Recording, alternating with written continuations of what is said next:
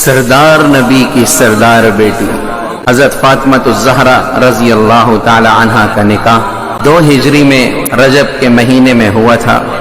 رخصتی 5 مہینے بعد عمل میں آئی۔ ہمارے پیارے نبی صلی اللہ علیہ وسلم کی 4 شہزادیاں تھیں، جس میں سب سے چھوٹی حضرت فاطمہ الزہرا رضی اللہ تعالی عنہا تھی۔ حضرت زینب کا نکاح حضرت ابو العاص رضی اللہ تعالی عنہ سے ہوا۔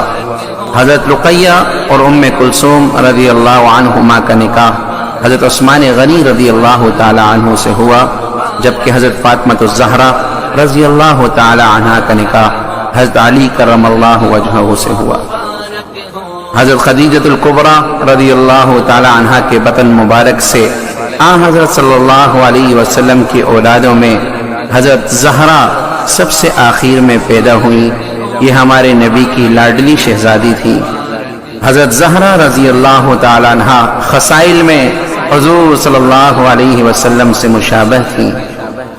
حضرت صلی اللہ علیہ وسلم نے مہاجرین اور انصار میں سے چیدہ اصحاب کو مسجد میں جمع فرما کر حضرت علی رضی اللہ عنہ اور حضرت فاطمہ رضی اللہ تعالی عنہا کا نکاح پڑھا، اور کس طرح یہ نکاح ہوا میں آپ کے سامنے پیش کرنے لگا ہوں۔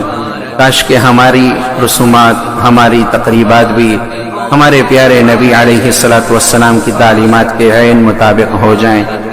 اس کلام کو پڑھنے کا مقصد ہمیں اپنی شادی بیاہوں کی تقاریب کو دیکھنا ہے کہ ہم اپنے نبی کی زندگی کے کتنے قریب ہیں۔